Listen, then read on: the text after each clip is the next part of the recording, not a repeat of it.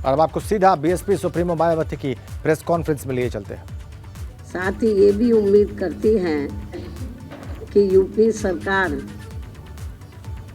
व नगर निकाय से संबंधित अधिकारी ये चुनाव पूरे तौर से फ्री एंड फेयर कराएं तथा नगर निगम का भी चुनाव ईवीएम से न करा के इसे भी सीधे तौर पर बैलेट पेपर से ही कराएं। ये भी हमारी सरकार से संबंधित अधिकारी से पुरजोर अपील है। इसके साथ साथ यहाँ मैं ये भी अवगत कराना चाहती हूँ कि हमारी पार्टी बीएसपी ने ये चुनाव पूरी तैयारी व दमदारी के साथ लड़ने का फैसला लिया है ताकि प्रदेश में नगर निकाय स्तर पर सही लोग चुनकर जा सके। तभी फिर वे सर्व समाज में से विशेषकर गरीबों, मजदूरों, दलितों, आदिवासियों, पिछड़े वर्गों, मुस्लिम व अन्य धार्मिक अल्पसंख्यक समाज के लोगों के हितों का हर मामले में प्राथमिकता के आधार पर पूरा ध्यान रख सकते हैं, क्योंकि बीएसपी ही इन वर्गों के हितों के मामले में केवल एकमात्र ऐसा मंच व प्लेटफार्म है जो परम पूज्य बाबा साहब डॉक्टर भीमराव अंबेडकर की विचारधारा एवं मूवमेंट से जुड़कर इन वर्गों के हितों में पूरी ईमानदारी व निष्ठा से लगा हुआ है, जिसके लिए बीएसपी के जन्मदाता एवं संस्थापक मान्यवर श्री कांशीराम जी ने अपनी पूरी जिंदगी समर्पित की है, जिसे नज़रअंदाज नहीं किया जा सकता है। तथा मेरे नेतृत्व में ये पार्टी इन तमाम वर्गों के लोगों को अपने पैरों पर खड़ा करने के लिए बराबर संघर्षशील व कटिबद्ध भी है। हालांकि चुनाव के बारे में आप लोगों को ये मालूम है कि काफ़ी लंबे इंतजार के बाद अब यहाँ यूपी नगर निकाय चुनाव होने की तारीख घोषित हुई है, जिसके तहत जैसा कि मैंने आपको बताया कि जिसके तहत प्रदेश के सभी नगर निगम, पार्षद, नगर पालिका, नगर पंचायत व वार्ड आदि के चुनाव होने हैं, जिसमें लोग अपनी ज़रूरत व सुख सुविधा आदि के हिसाब से अपने क्षेत्र के विकास पर काफ़ी कुछ ध्यान दे सकते हैं तथा जिसके लिए केंद्र व राज्य सरकार द्वारा संविधान में कानून के हिसाब से धन उपलब्ध कराए जाने का भी प्रावधान है। लेकिन यह खास ध्यान देने की बात ये भी है कि चुनाव में SC, ST, OBC व महिलाओं आदि के लिए जो आरक्षण की व्यवस्था की गई है तो उससे इन वर्गों के लोग पूरे तौर से सहमत नहीं हैं, क्योंकि इस चुनाव में इन लोगों के लिए आरक्षण की जो भी सीटें आरक्षित की गई हैं तो उसमें काफ़ी नियमों को ताक पर रख दिया गया है, जिससे जाहिर होता है कि यहाँ सत्ताधारी पार्टी बीजेपी इस चुनाव में हर स्तर पर अपना राजनीतिक स्वार्थ साधने में लगी है ताकि इसका काफ़ी कुछ फ़ायदा इसके बाद देश में होने वाले लोकसभा चुनाव में इस पार्टी को यहाँ मिल सके। लेकिन यहाँ खास ध्यान देने की बात ये भी है कि यहाँ के गरीबों के लिए विभिन्न कल्याणकारी योजनाएं तथा बेरोजगारी के इस दौर में दैनिक मजदूरी करके अपना पेट पालने की योजनाओं के धन में भी कटौती व भुगतान में देरी आदि करके जो यहाँ स्थानीय रोजगारों की दुर्दशा बना दी गई है वह भी किसी से छिपा नहीं है। इसलिए ऐसी स्थिति को बेहतर बनाने के लिए यहाँ निकाय स्तर पर जागरूक, योग्य व ईमानदार जनप्रतिनिधि चुनने की ज़रूरत है, जिसमें खासकर गरीबों, दलितों, पिछड़ों एवं अन्य उपेक्षित वर्गों तथा अक़लियतों आदि को भी अपनी अहम भूमिका निभानी होगी, जिनके कुल मिलाकर वोट यहाँ काफ़ी ज़्यादा बन जाते हैं और इनको इस चुनाव में भी विरोधी पार्टियों के सभी साम दाम दंड भेद आदि हथकंडों से सावधानी बरतते हुए व खासकर सत्ताधारी पार्टी बीजेपी के किसी भी दबाव व लालच आदि में न आकर अपना वोट करना है। इसके साथ ही यदि ये नगर निकाय के चुनाव सरकारी द्वेष, पक्षपात व अनुचित दखल अंदाजी आदि से मुक्त व पाक साफ होकर चुनाव की प्रक्रिया को सही से लागू करके कराए गए तो फिर इसका चुनाव का महत्व खासकर यूपी के नगर विकास व यहाँ के लोगों की उन्नति व स्थानीय स्तर पर रोटी रोजी में भी काफ़ी सहायक सिद्ध हो सकता है। लेकिन ऐसा यहाँ अब तक होता हुआ बहुत कम ही देखने को मिलता है। फिर भी इस लक्ष्य की प्राप्ति के लिए सावधानी व समझदारी का सामूहिक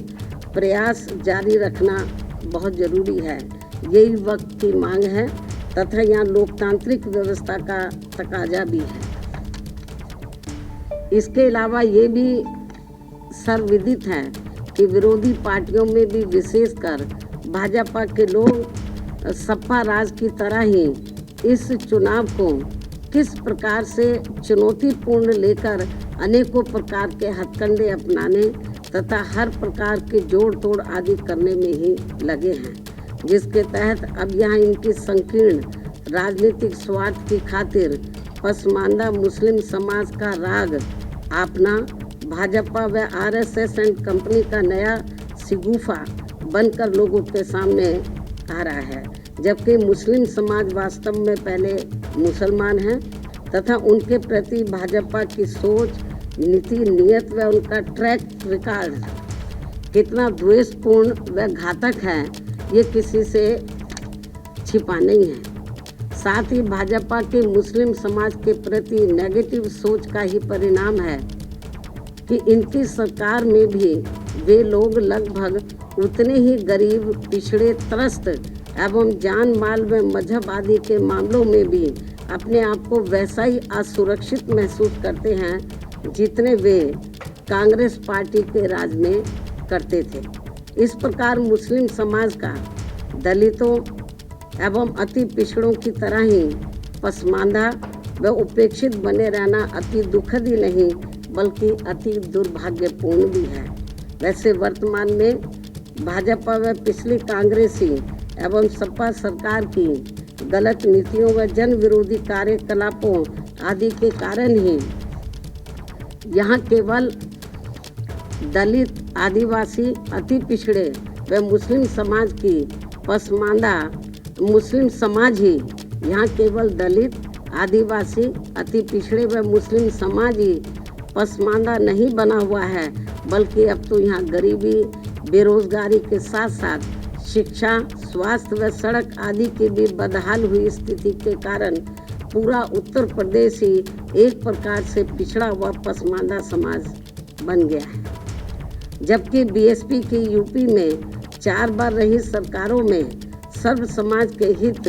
व कल्याण तथा सुरक्षा व सम्मान आदि के साथ साथ हमेशा उपेक्षित रहे यहाँ दलित, आदिवासी, पिछड़ा एवं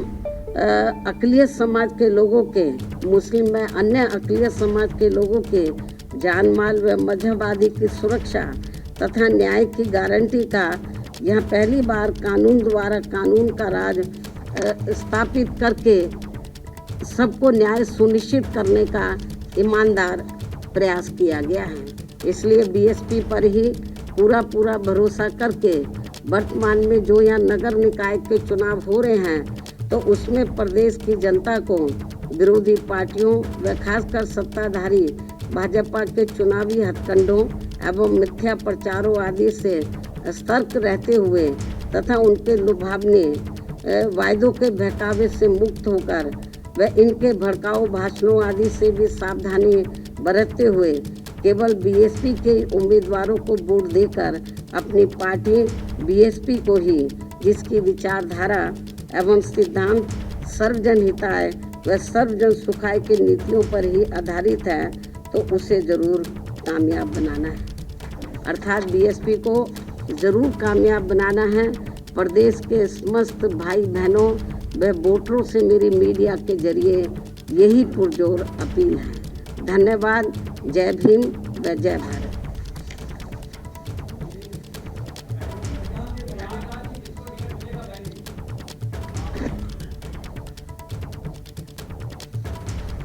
इस संबंध में आज मैं ये स्पष्ट कर देना चाहती हूँ कि प्रयागराज में पिछले दिनों श्री उमेश पाल की हुई हत्या को लेकर अभी तक मीडिया के जरिए जो भी तथ्य सामने आ रहे हैं या आए हैं, और इस हुई घटना में खासकर अतीक की पत्नी का नाम आते ही वह उसके फरार होने पर अब स्थिति बदल गई है।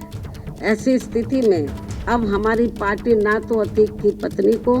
और ना ही उनके परिवार के अन्य किसी भी सदस्य को वहां मेयर का टिकट देगी। इसके अलावा जहां तक अतीक की पत्नी को पार्टी में रखने व ना रखने का सवाल है, तो उनके पुलिस के गिरफ्त में आते ही जो भी इस केस को लेकर उनके बारे में तथ्य उभर कर सामने आएंगे, तो तब इसका भी जल्दी ही फैसला कर दिया जाएगा, क्योंकि हमारी पार्टी कानून से ऊपर नहीं है, अर्थात कानून का पूरा पूरा सम्मान भी करती है।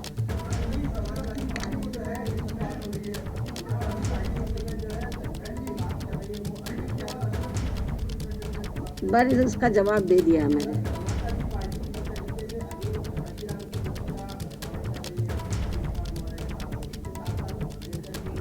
इसका जवाब मैं ट्वीट के जरिए दे चुकी हूँ। धन्यवाद।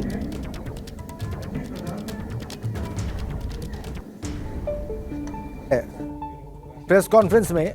बीएसपी सुप्रीमो मायावती ने, और जो सबसे महत्वपूर्ण सवाल उनसे किया गया वो ये था शाइस्ता परवीन के बारे में। उसके बारे में उन्होंने कहा कि उनकी पार्टी कानून से ऊपर नहीं है और कानून का पूरा सम्मान करती है। उमेश पाल हत्याकांड में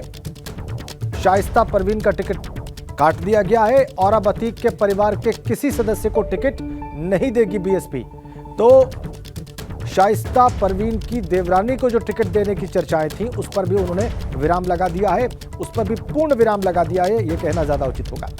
अतीक अहमद के परिवार के किसी भी व्यक्ति को बहुजन समाज पार्टी मेयर का टिकट नहीं देगी प्रयागराज में, ये बहुत साफ कर दिया है मायावती ने। और यही वो सवाल था जिसके जवाब का इंतजार किया जा रहा था मायावती से। यही वो सवाल था जो उनको असहज कर सकता था। शाइस्ता के बसपा में बने रहने पर जो फैसला होगा वो उनके पुलिस की गिरफ्त में आने के बाद और तथ्यों के सामने आने के बाद किया जाएगा। तो पार्टी में अभी शाइस्ता परवीन बनी हुई है और पार्टी में रहे या न रहे इसका फैसला उसकी गिरफ्तारी के बाद होगा, ये साफ कर दिया यहां पर मायावती ने। जब पार्टी ज्वाइन की थी और जब टिकट मिला था शाइस्ता परवीन को, तब का जो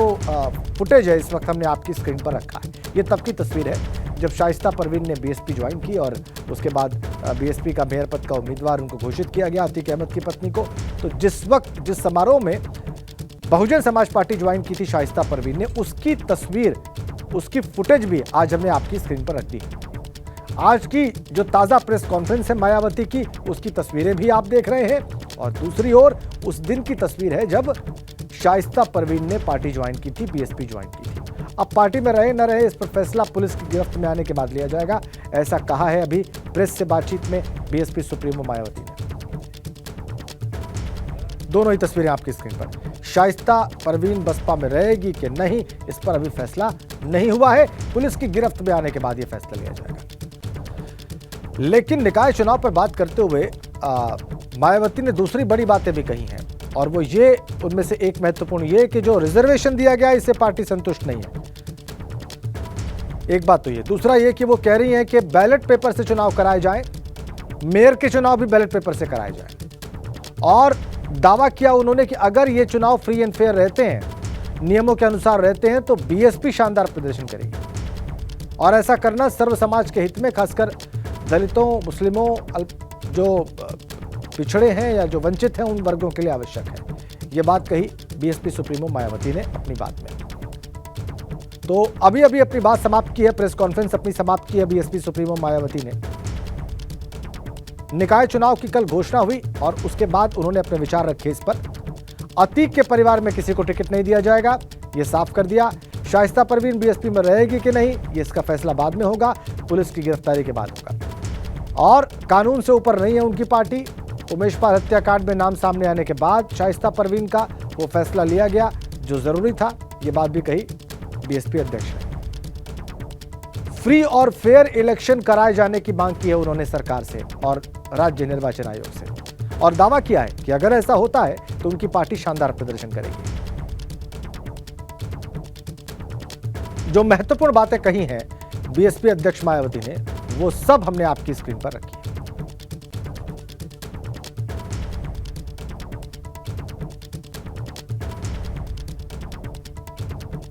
बड़ी अपडेट यह है कि अभी अभी अपनी बात समाप्त की है बीएसपी अध्यक्ष मायावती ने।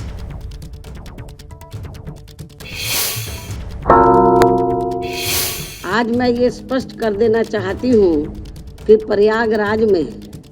पिछले दिनों श्री उमेश पाल की हुई हत्या को लेकर अभी तक मीडिया के जरिए जो भी तथ्य सामने आ रहे हैं या आए हैं, और इस हुई घटना में खासकर अतीक की पत्नी का नाम आते ही वह उसके फरार होने पर अब स्थिति बदल गई है। ऐसी स्थिति में अब हमारी पार्टी ना तो अतीक की पत्नी को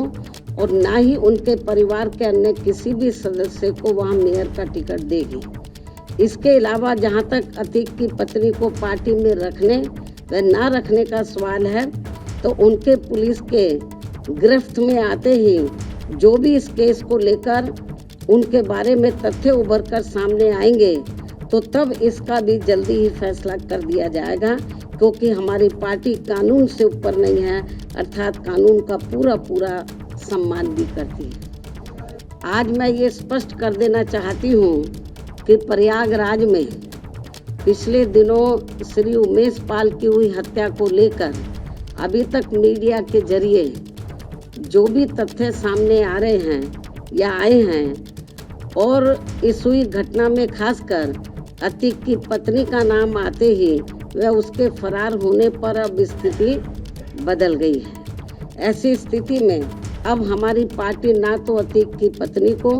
और ना ही उनके परिवार के अन्य किसी भी सदस्य को वहां मेयर का टिकट देगी। इसके अलावा जहां तक अतीक की पत्नी को पार्टी में रखने व ना रखने का सवाल है, तो उनके पुलिस के गिरफ्त में आते ही जो भी इस केस को लेकर उनके बारे में तथ्य उभर कर सामने आएंगे,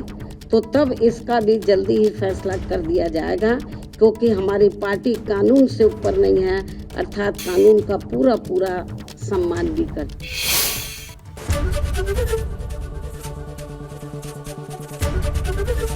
एबीपी गंगा, खबर आपकी, जुबान आपकी।